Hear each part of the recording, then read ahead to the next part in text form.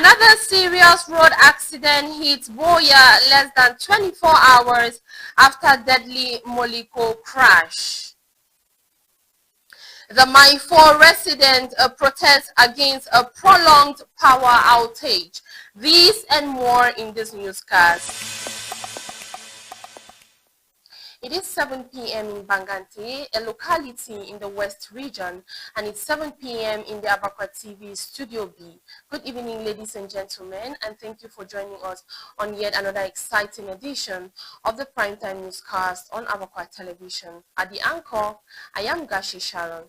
Let's begin the news in Bamenda, where stakeholders in tourism and leisure sector in the Northwest region on February 4th, 2026 met in Bamenda to review the 2026 finance law and assess its implications for their activities. The sensitization meeting held at the conference hall of the Regional Delegation of Tourism and Leisure and chaired by the regional delegate Mwanze Marcel focused on new reforms introduced by the law. These include revised tax measures, increased authorization and billboard fees, as well as charges to the validity period of operating license. Participants were urged to comply with the new regulations as a way of promoting professionalism and strengthening the sector. During discussions, several operators raised concerns over declining business linked to persistent insecurity, low tourist turnout, and rising operational costs.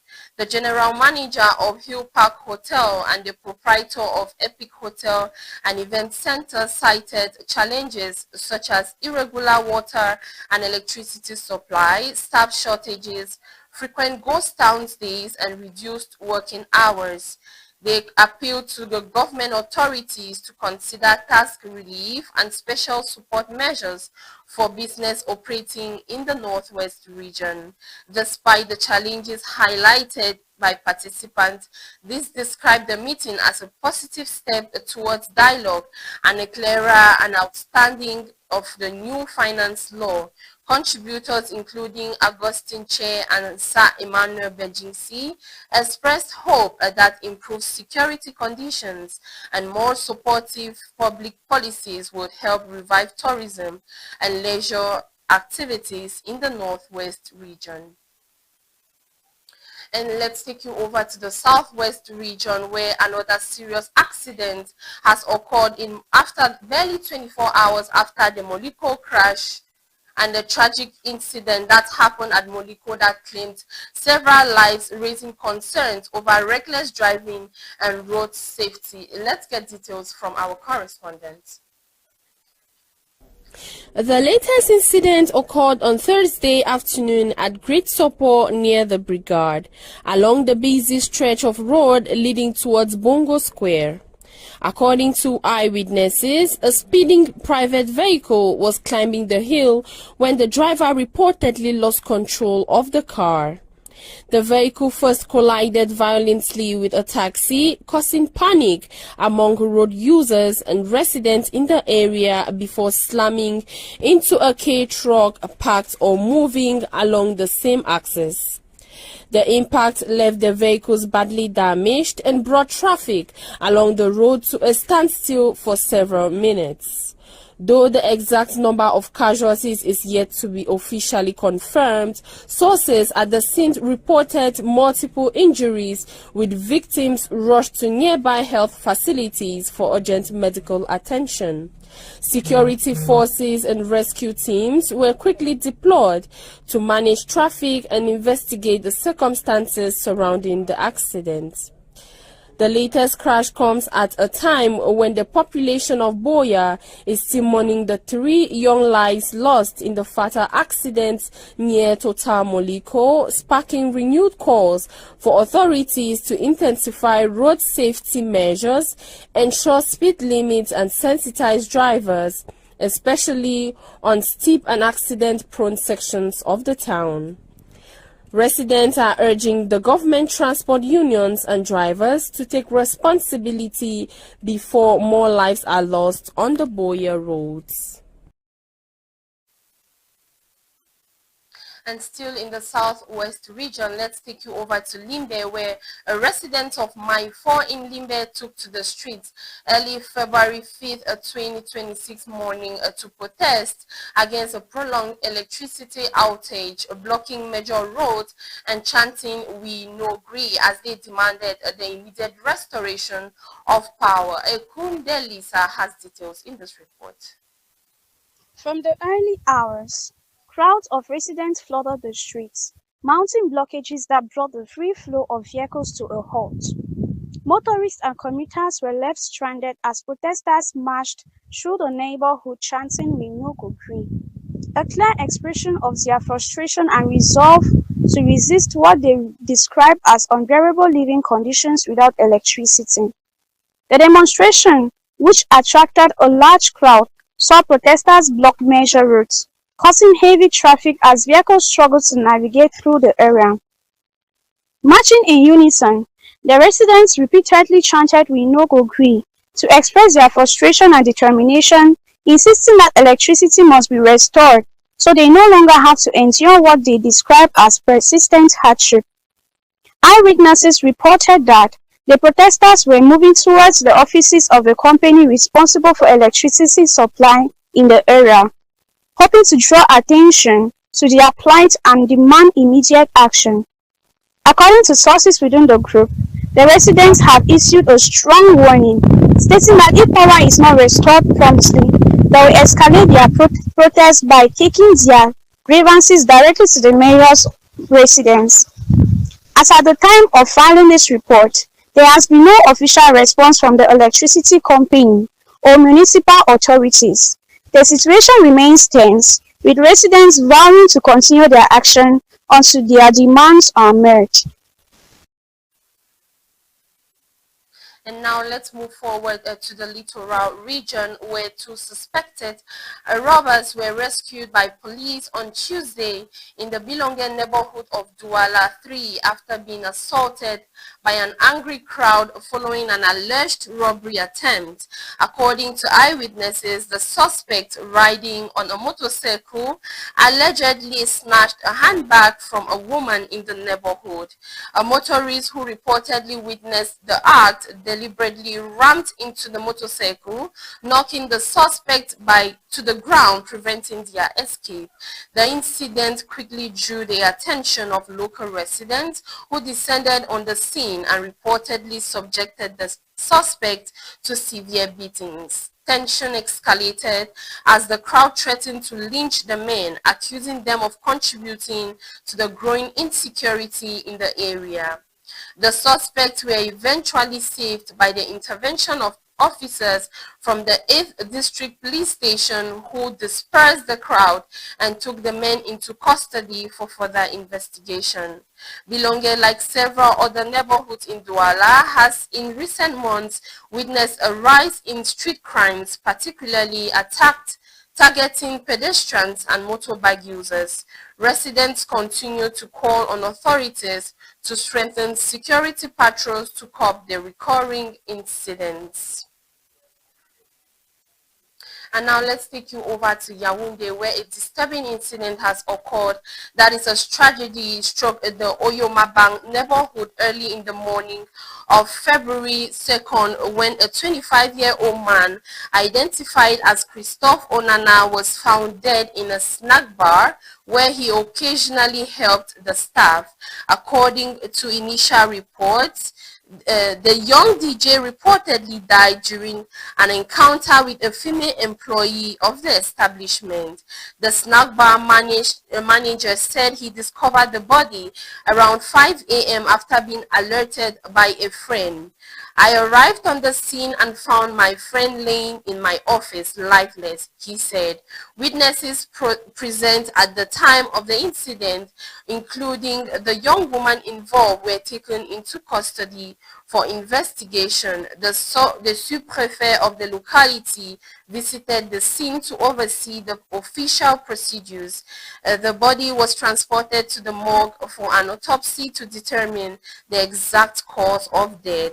The establishment has been sealed as part of a recent operation aimed at combating promiscuity and illicit activities in the area. Local residents expressed concern over the rise of deviant behaviors and called on authorities to strengthen the surveillance and regulation of nightlife venues. And still in Yaoundé, ahead of the Women's Day coming up. Yesterday, the WAA Cameroon proudly took part in the first preparatory meeting for the 41st edition of the International Women's Day, convened by the Ministry of Women's Empowerment and the Family MINPROF in Yaoundé. This strategic meeting brought together key actors to reflect on the theme of this year's celebration and its meaning in the Cameroonian context. For the 2026 celebrations, Cameroon is officially adopting the international theme Right, Justice, Action for All Women and Girls. Discussions were anchored around the 4 priority areas promoted by the Ministry of this edition: Right, Justice, Action and Inclusion. During the exchanges, the ministry presented its main activities and priority axes of intervention for all stakeholders, while highlighting existing challenges and concrete initiatives aimed at accelerating progress towards gender equality in Cameroon. Participants were also encouraged to align their actions with a national priority to strengthen collaboration for greater collective impact.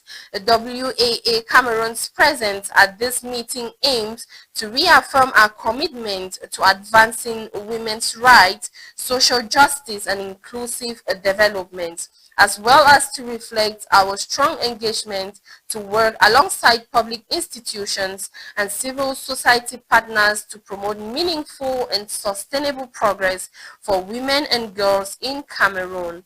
WAA Cameroon will continue to engage closely with MINPROF throughout the preparatory process, with upcoming coordination meetings planned ahead of the national celebration, as we remain committed to translating right, justice, action, and inclusion into real change for all women and girls across Cameroon. And over to political news. Tamba Collins Equine has been appointed as the new National Communications Secretary and Public Relations Officer of the Popular Actions Party (PAP) of late Chief Justice Ayapo Abine. Tambe Collins Equine began his political career in his early university days before moving into national politics by joining the PAP party in 2021. He became an active militant of the Popular Action Party and was sworn in as the organizing officer of FACO.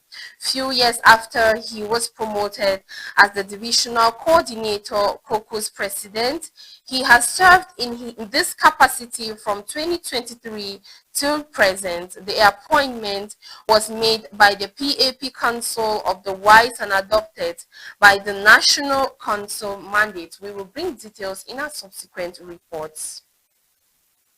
And now let's take you over to the Far North region, where in a disturbing development overnight, the official residence of the sub-prefect of Darak in Cameroon's Far North region engulfed in flames. Early reports suggest that the fire could have been caused either by extremist group Boko Haram or unidentified individuals, sparking concern among residents and locals. Details with Sonka Williams. The fire reportedly broke out late last night under unclear circumstances, quickly consuming the residence of the local government official. Neighbors alerted security forces as flames spread, allowing emergency responders to intervene before the fire reached nearby homes. Some residents suspect the involvement of Boko Haram, which has carried out repeated attacks in the region over the past decade.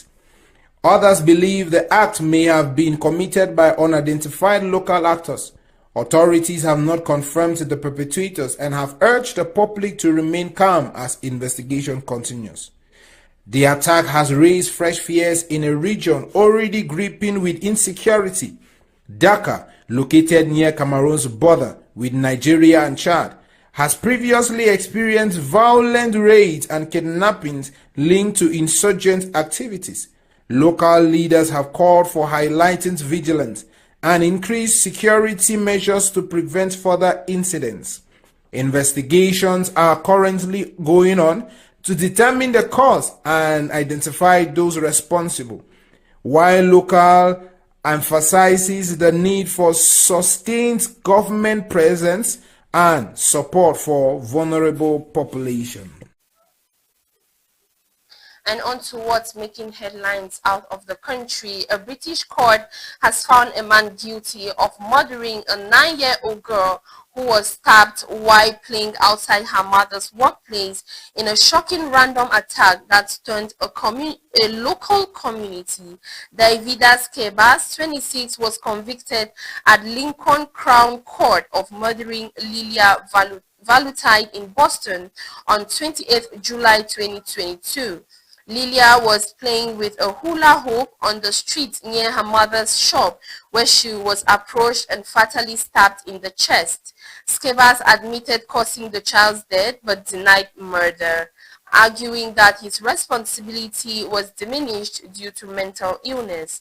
However, the jury rejected that defense and found the killing to be deliberate, returning an 11-1 guilty verdict after more than 7 hours of deliberation. The court heard that Skebas, who had no prior connection to the child, used a kitchen knife he had recently purchased. Despite attempts by an off-duty police officer and emergency medics to save her life, Lilia died within an hour of the attack. Medical experts testified that Skebas suffers from schizophrenia and was experiencing psychosis at the time of the killing. Prosecutors nonetheless argued that he understood his actions and intended to kill, a position accepted by the jury. Lilia's mother and stepfather delivered emotional statements in court describing the devastating impact of the loss on their family. Lilia, they said, was a joyful and creative kid with strong personality whose life was cut short without warning. Skebas, who was spent time in high-security psychiatric hospital, was remanded in custody and is due to be sentenced on 25th of February. The case has drawn international attention as it highlights growing concerns around random violence, mental health care, and the child safety in public places, issues that resonate far beyond the UK, including across Africa, where calls for stronger community protection and mental health support remains pressing. May her soul rest in peace. And still in the United States, where the United States is once again at the center of national conversation of faith and politics following surprise announcements by President Donald Trump. Speaking during a public address, the president revealed that May 17, 2026, America will officially rededicate itself to God, declaring the country one nation under God. Let's get details from our correspondent. To support this exciting renewal this morning, I'm pleased to announce that on May 17, 2026, that we're inviting Americans from all across the country to come together on our national mall to pray, to give thanks, and to According to the President Trump, the initiative is intended to mark a spiritual renewal and unity moment for the nation as the United States approaches the celebration of its 250th anniversary of independence. The president said the event will include nationwide prayers and a major gathering expected to take place in Washington, bringing together religious leaders and citizens from across the country. President Trump says the rededication will serve as a moment of unity and reflection for Americans nationwide. Supporters of the move have welcomed the announcement, describing it as a bold reaffirmation of America's Christian heritage and moral foundations. Several faith-based groups say the rededication is long overdue in a time of growing social and political divisions. However, the plan has also generated criticism. Civil liberties advocates and some political leaders argue that such a move could challenge the constitutional principle of separation between church and state, raising concerns about inclusivity in a religiously diverse nation. Despite the mixed reactions, the White House says preparations for the May 17th event are already underway, with more details to be expected in the coming weeks. As the date approaches, the announcement is likely to remain a major topic of debate across political, legal, and religious circles in the United States. And on to sport news. New signing Ademola Lookman made an immediate impact for Atletico Madrid, scoring his first goal and setting up a second as the Spanish giants crushed Real Betis 5-0 in the Copa del Rey quarter-final on Thursday night. The Nigerian forward's dazzling debut helped secure Atletico's place in the semi-finals and thrilled fans watching live on TV. Let's get details from our staff lady, Schneider Williams. The match started with Atletico immediately taking control, pressing high and forcing Betis into defensive errors. In the 12th minute, David Hanko opened the scoring with a precise header from a corner, setting the tone for the evening. Atletico's fluid attacking play kept Betis on the back foot, and the breakthrough for Lookman came in the 37th minute.